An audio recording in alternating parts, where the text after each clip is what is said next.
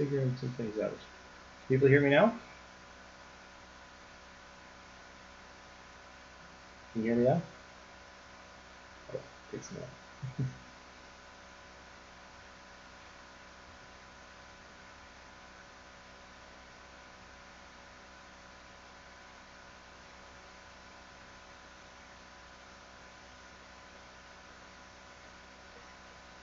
Awesome. Think people can hear me now? I've got Kate sitting next to me with her phone so she can make sure everything is working. Kate, can you put my Kate on the case there? Awesome. Well, welcome to virtual Webster Community Church in the comfort of your own home.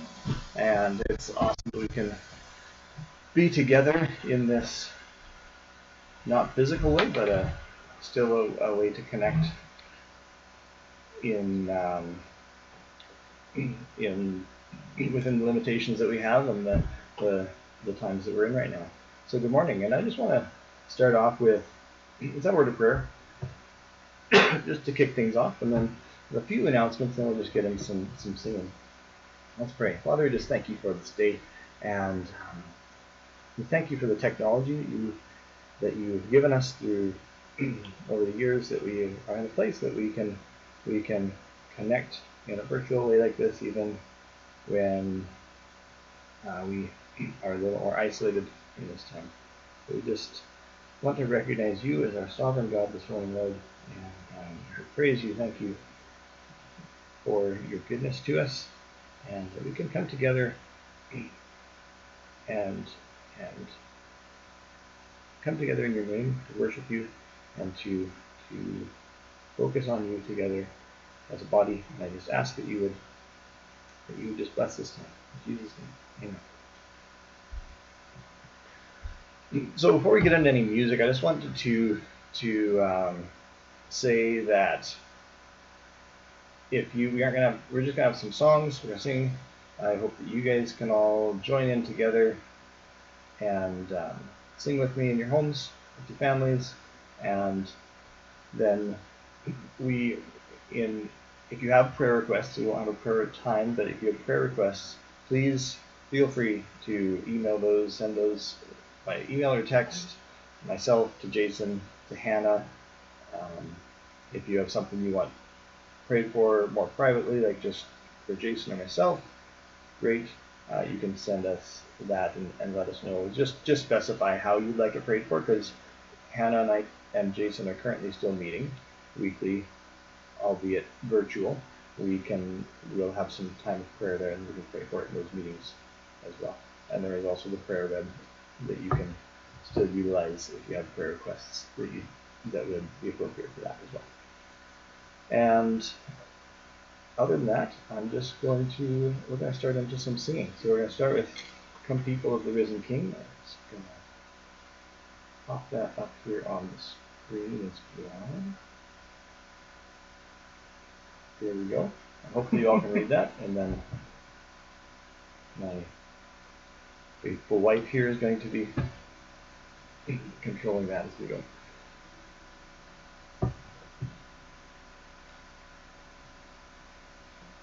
Let's just sing together. The key right there.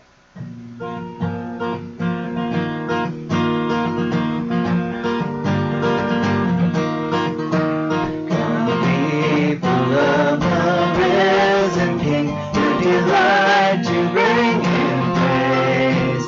Come all into your hearts to sing to the morning star of praise.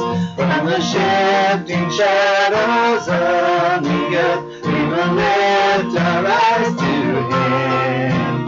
Where steady arms of mercy reach to gather children in. Rejoice, rejoice, let every tongue rejoice. One heart, one voice, O Church of Christ, rejoice.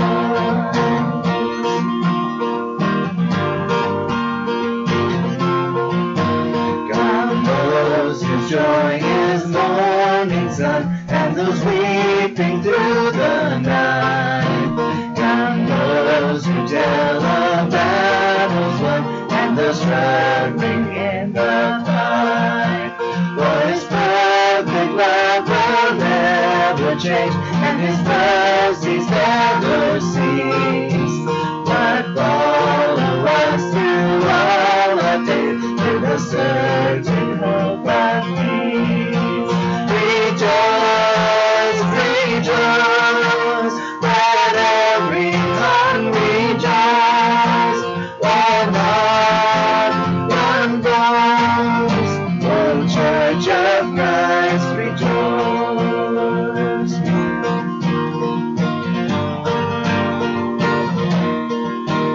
Come young and old from every land, men and women of the faith. Come those with full or empty hands, find the riches of His grace.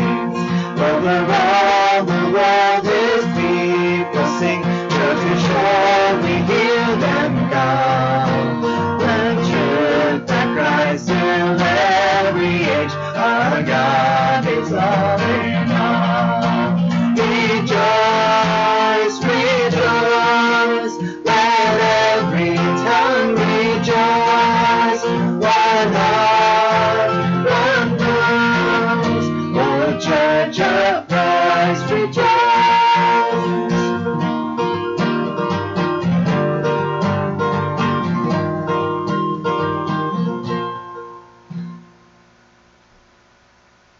And it is, we have reason to rejoice. I'm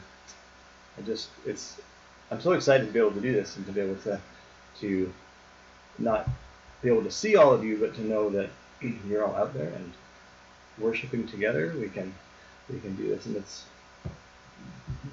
nice when we can be together physically, but to know that the body is we aren't limited by that, and God is still God, and we are still His body. Sing the solid rock.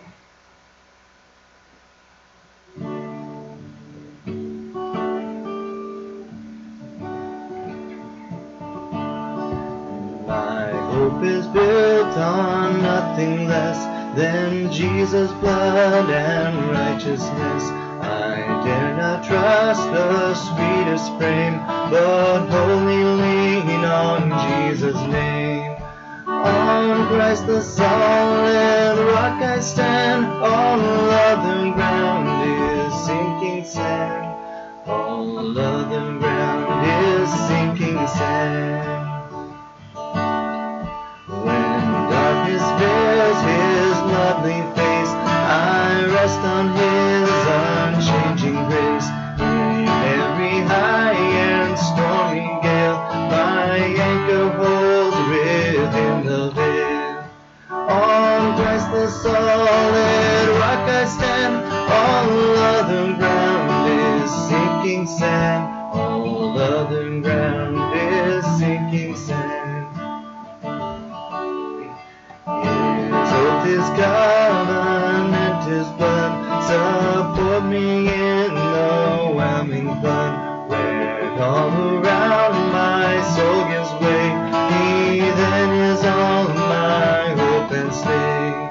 On Christ the solid rock I stand, all other ground is sinking sand.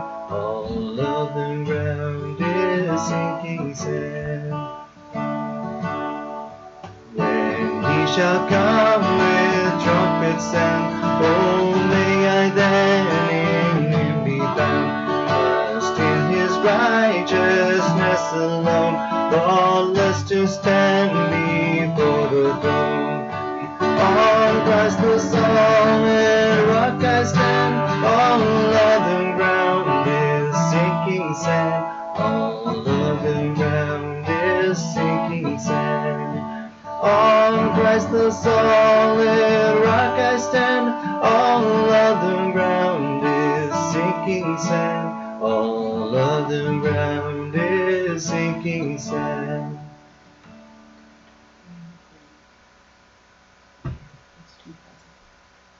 Yeah, we're just going to adjust the volume level here.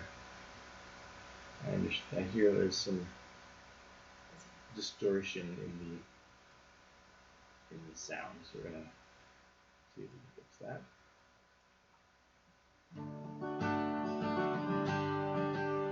That should hopefully be better. And as we, some of the songs here, as I pick them, are that one especially. I've been thinking this week about how this whole pandemic is kind of affecting every part of our lives and the things that we tend to trust in as humans, whether it be our health, even relationships that we can't connect in the same way, the economic challenges that are coming through this, all the things that we put our trust in as humans often instead of Christ. Those are all kind of crumbling. They're being affected by all this, and just remember that let it draw us to trust in Christ as our solid rock. And we sang this song last time I led music in church.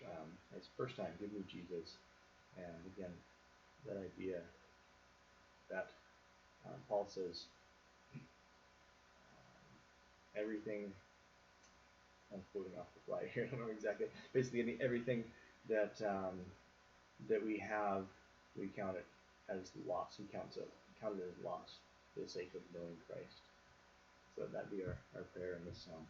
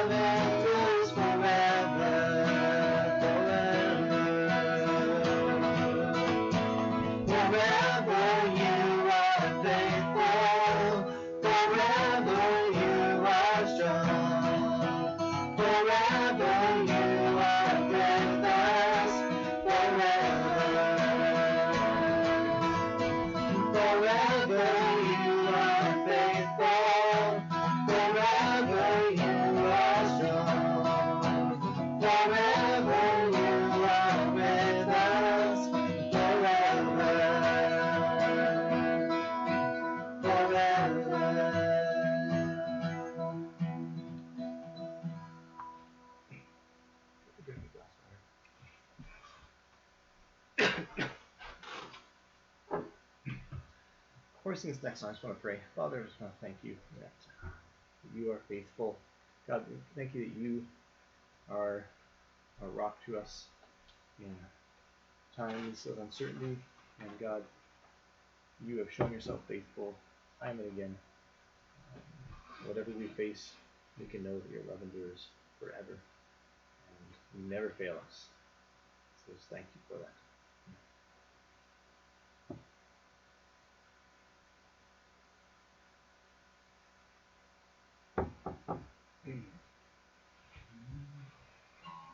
Peace like a river.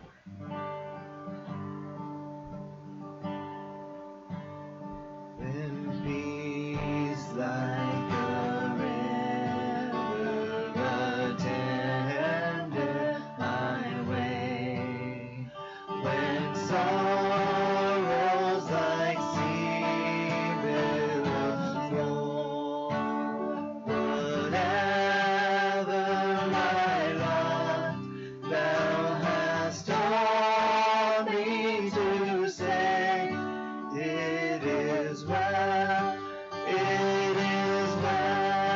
with my soul. It is well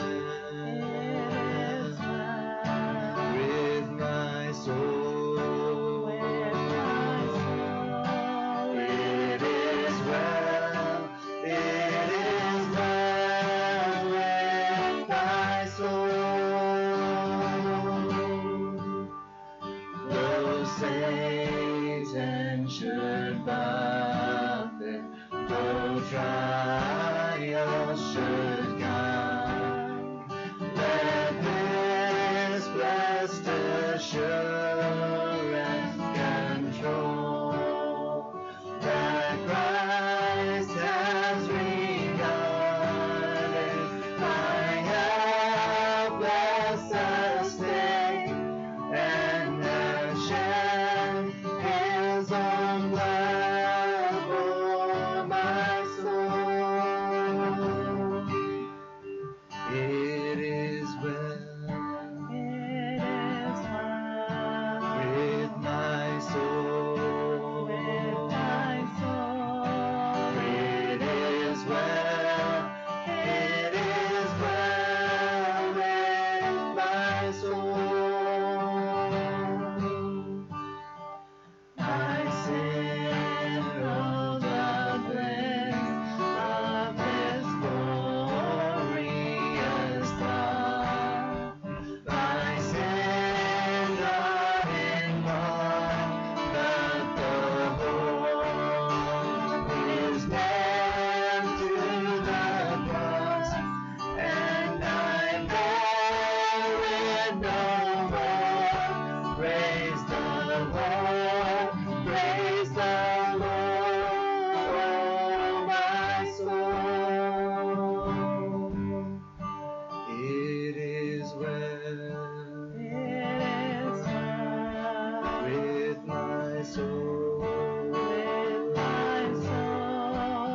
It is well with my soul.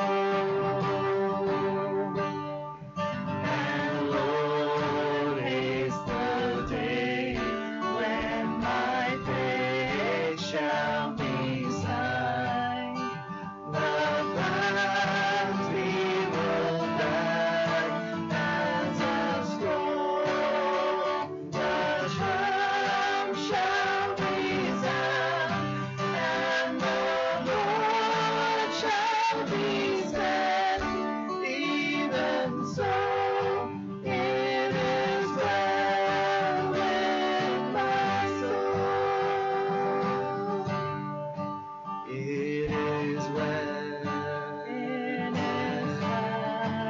with my soul. It is well with my soul. It is well. It is well with my soul. It is well, it is well with my soul.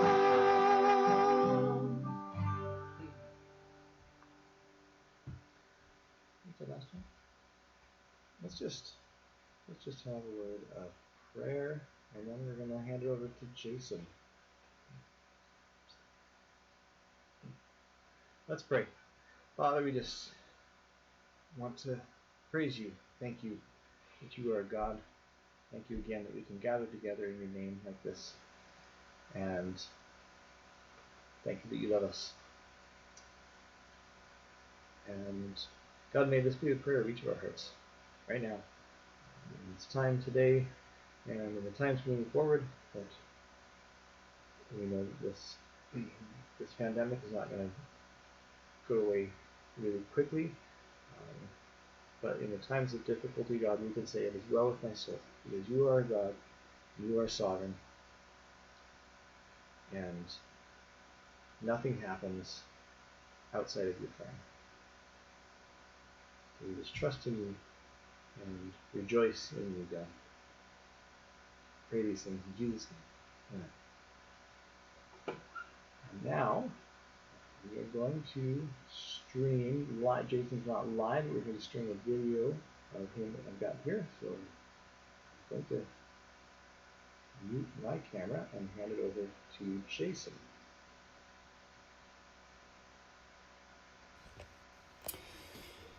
Well, good morning, church. I trust that you are all doing well in this very strange time. This is my first time recording a sermon this way, so bear with me as I figure it out. I've got notes I have plastered all over my wall, and we'll see how this goes. I've been sick. My family's been sick for the past week and a bit. The boys are okay, but Aaron and myself and the girls are sick. I think we're on the tail end of it, but as following the government's guidelines, we have been quarantined, so we haven't left the house in I think 8 or 9 days now. Starting to get a little stir crazy, but I think we're on the tail end of it now.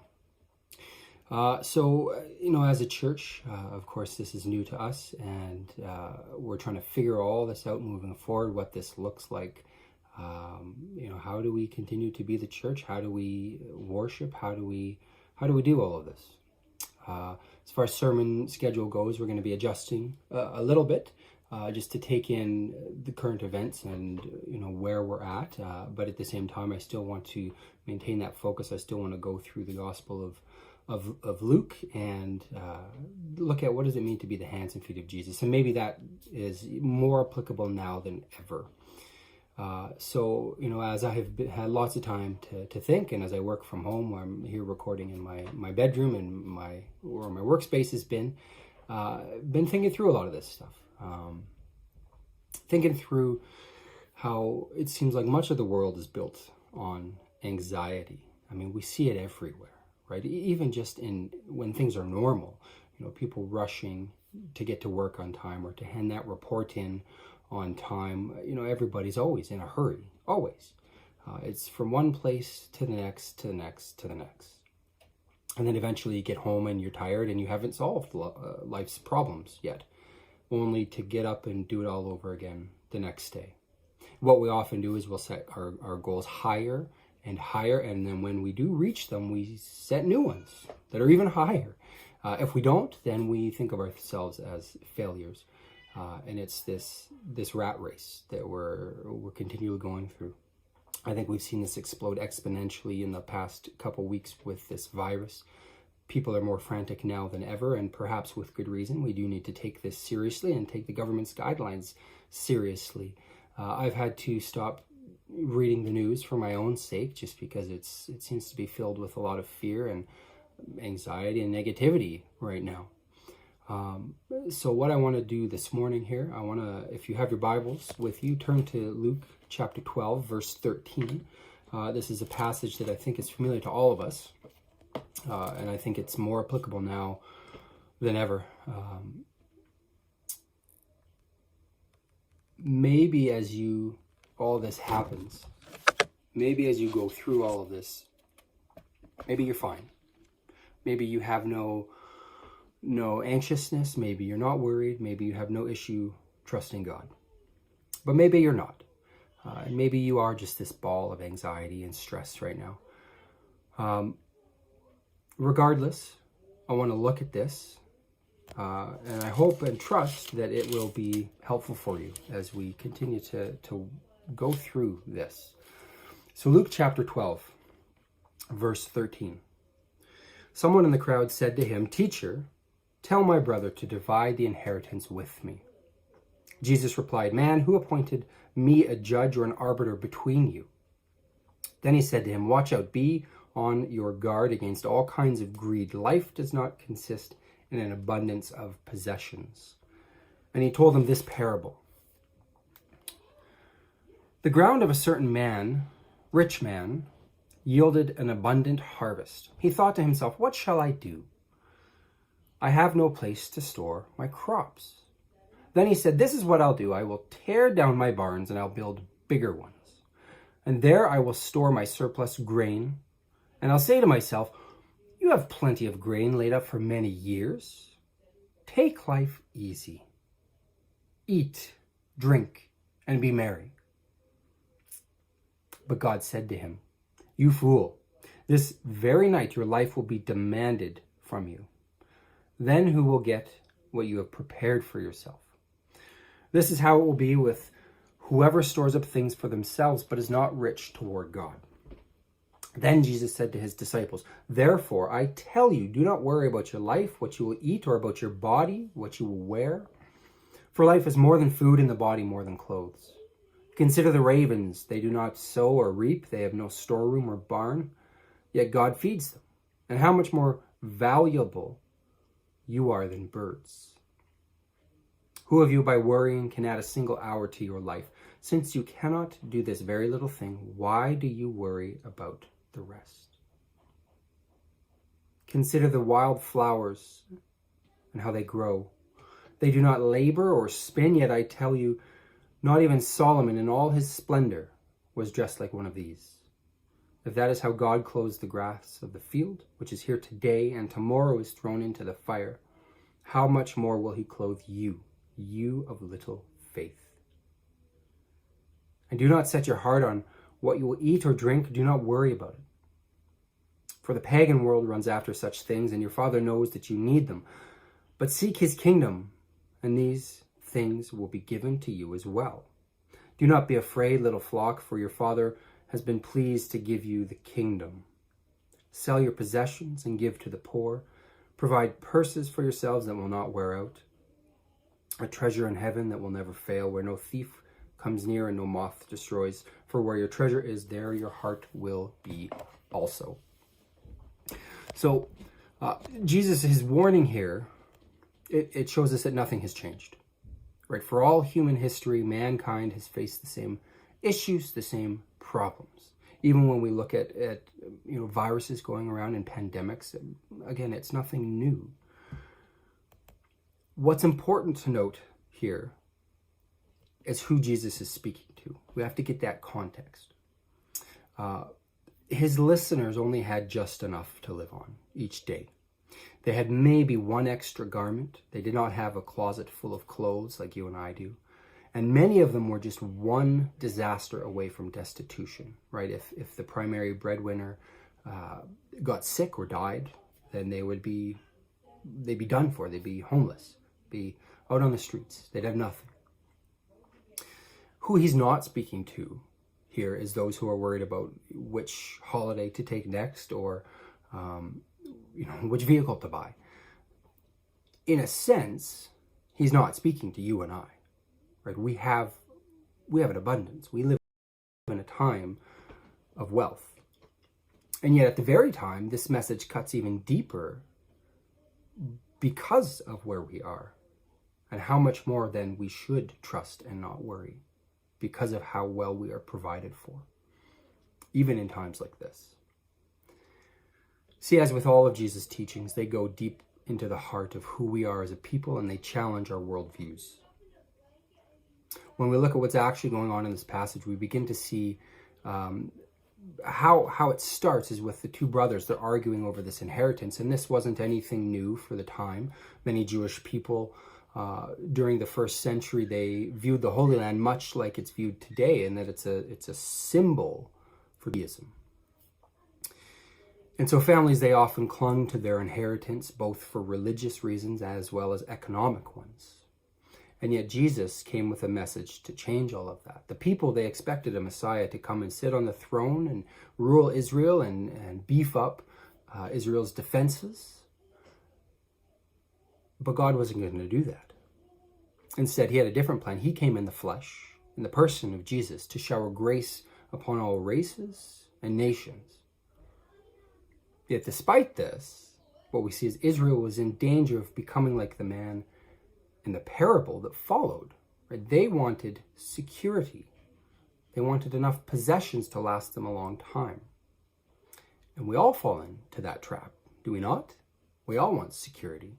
I mean, just look at the news the past few weeks. You look at all the hoarding of food and toilet paper. People do it. Why? Because they want to feel secure.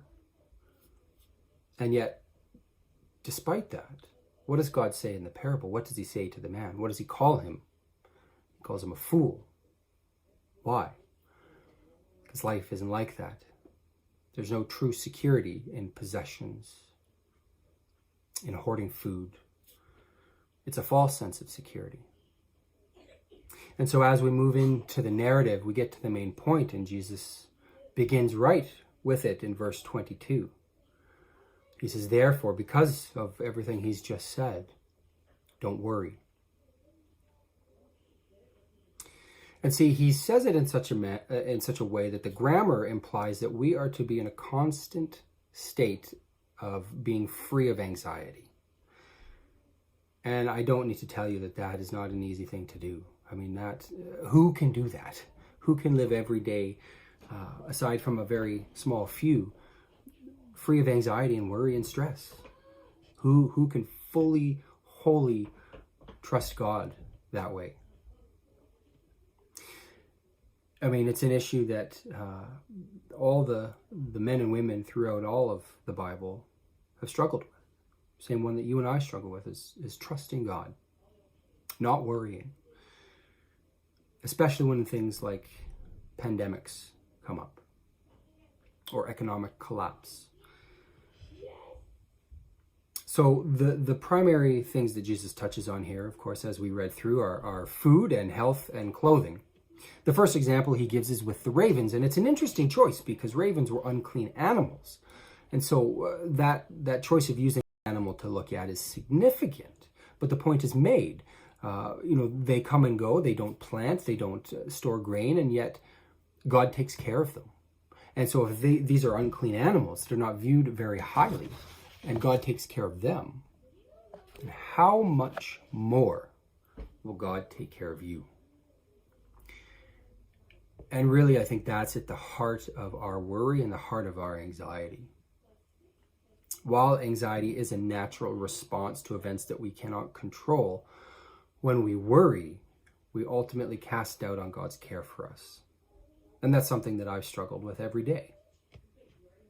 When we worry, we're either believing that God is a liar and that his word is untrue, or we're believing that we're worthless and that he doesn't care for us, or some combination of both.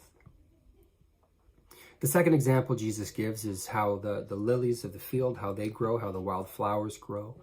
And the point is the same as the first, that if God cares even for the grass, then how much more does he care for you? Think about that. Meditate on that. Do you believe that?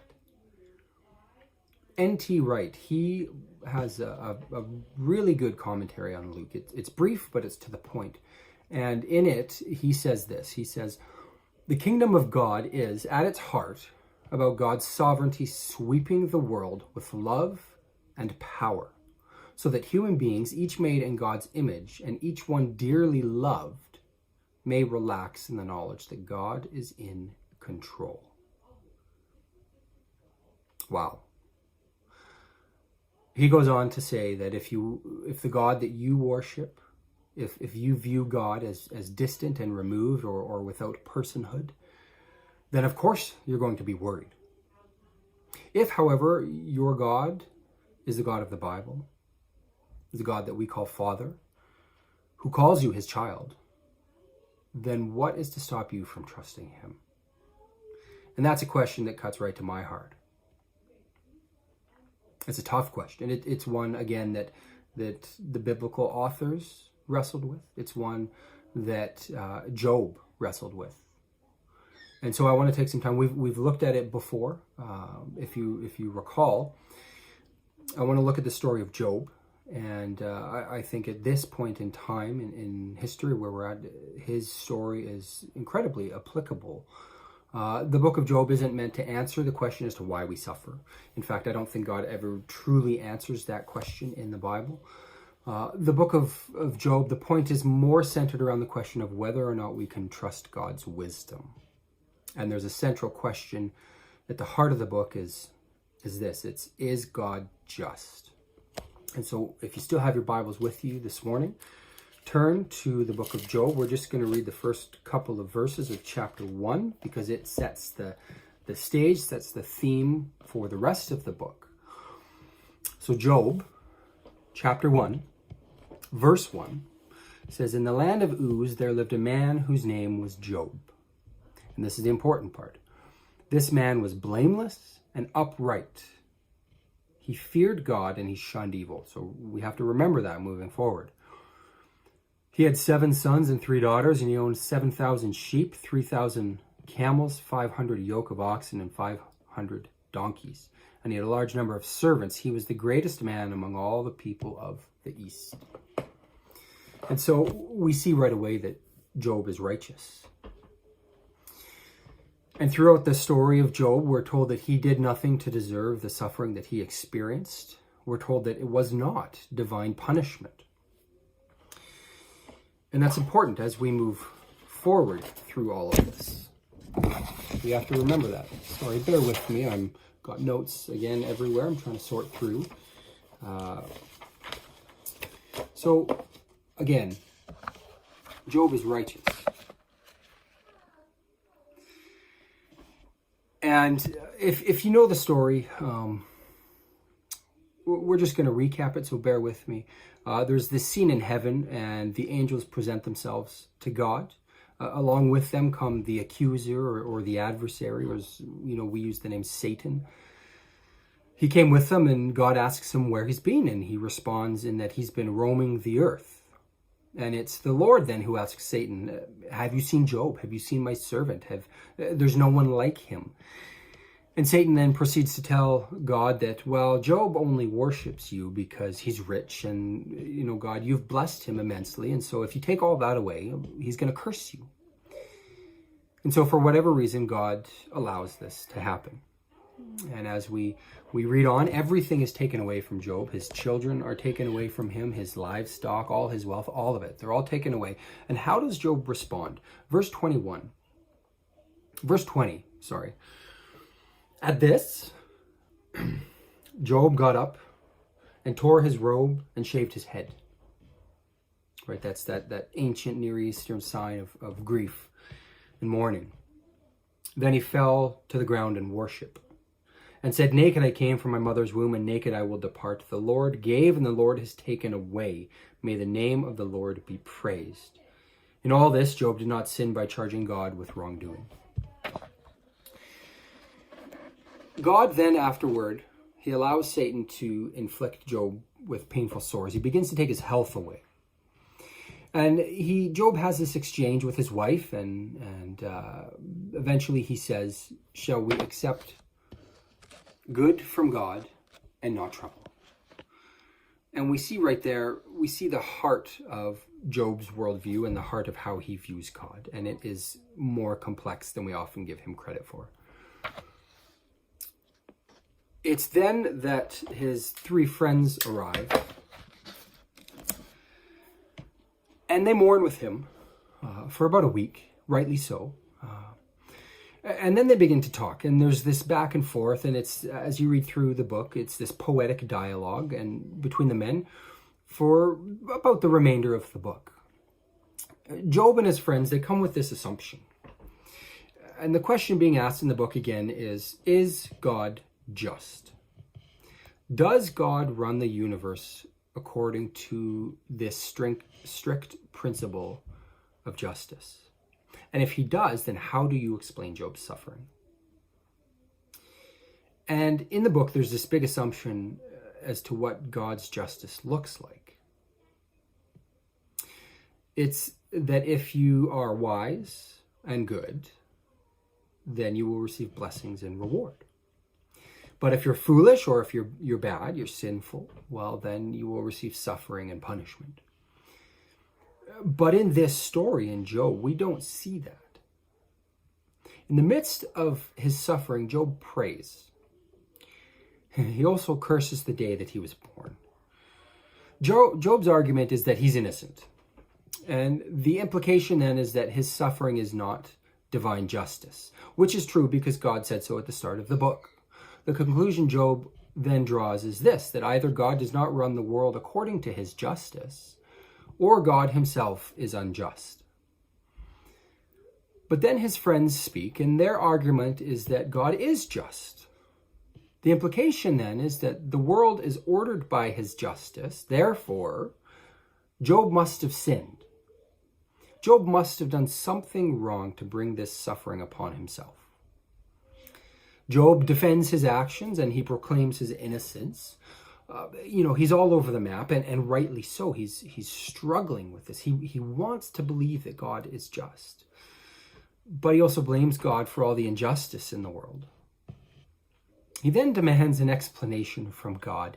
And, it's interesting in verse 31, chapter 31, verse 35. Says, this is Job, he says, "Oh, that I had someone to hear me, and I now sign my defense.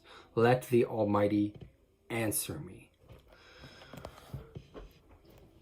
Afterward, this man named Elihu, he shows up, and his argument is the same as his friends, that God is just and he runs the world according to his justice.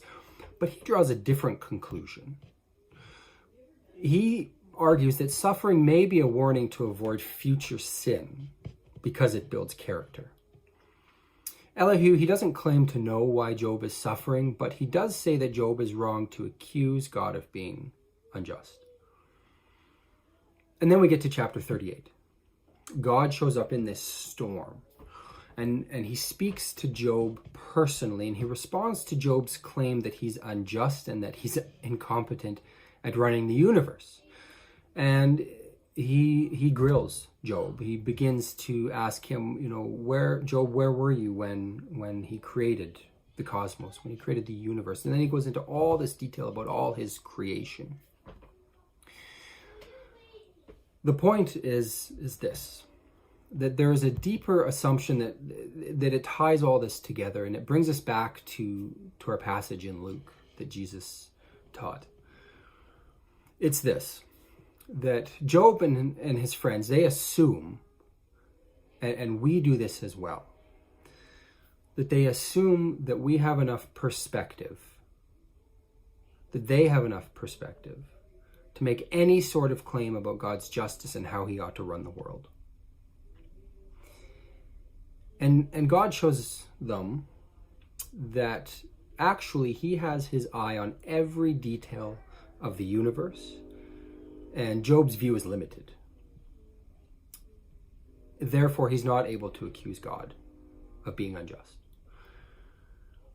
In chapter 40, God then asks Job if he'd like to run the world for a day according to, their strict sense of justice and how they think God should do it.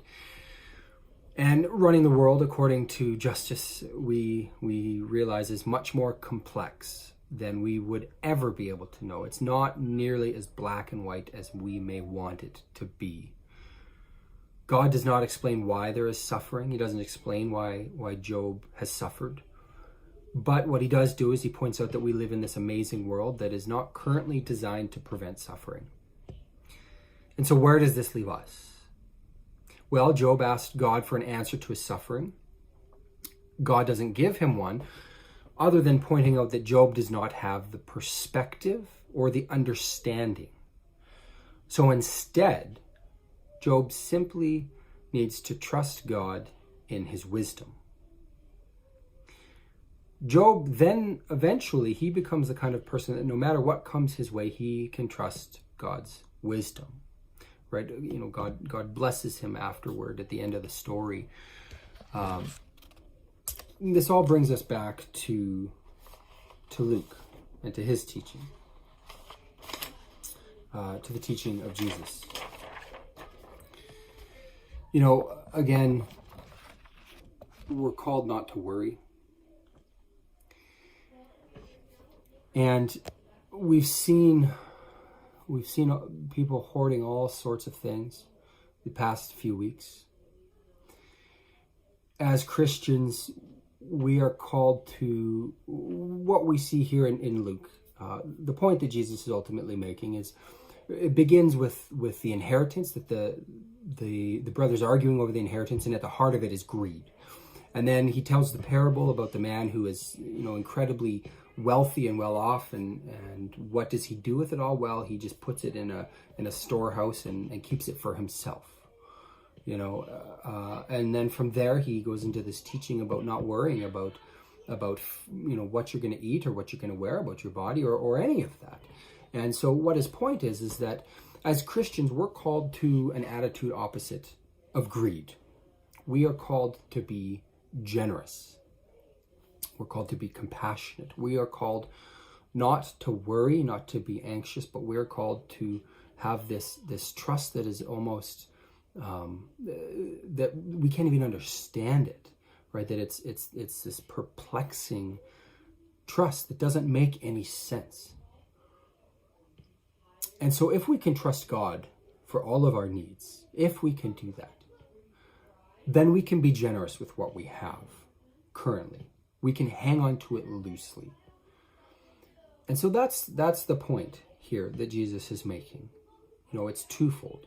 It's to trust God, and again, that's very applicable in the times that we're in. There's a lot of uncertainty moving forward. And at the same time, it's very applicable because as Christians, we are to be generous. We are to hang on to what we have loosely. And so if we can trust God to take care of us, then we can be generous. That's the point. And so you know, that may seem overwhelming. The times that we're in may seem overwhelming. And so what I encourage you to do, and many of you are doing a phenomenal job at it, to be generous with one another, to care for one another, to love one another. What we can do is even just the small things, right? Pick a neighbor to take care of, to see if they need anything. One or two neighbors even, to see what they need, and go from there.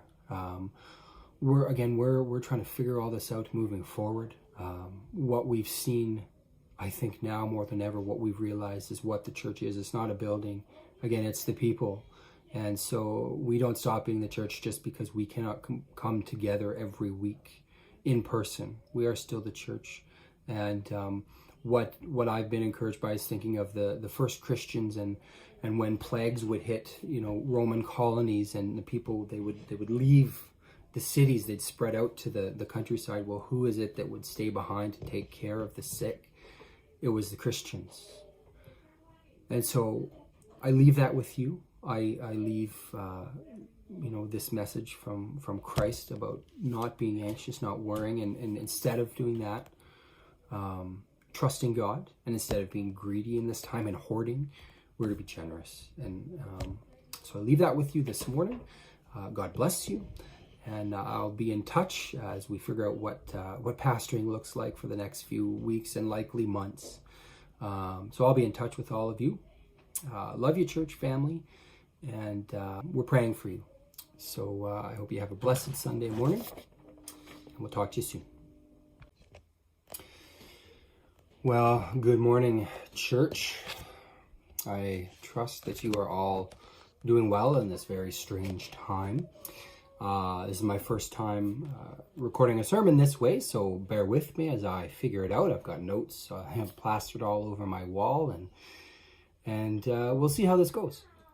I've been sick. My family's been sick for the past week and a bit. The boys are okay, but Aaron and myself and the girls are sick. I think we're on the tail end of it, but as following the government's guidelines, we have been quarantined, so we haven't left the house in I think 8 or 9 days now. Starting to get a little stir.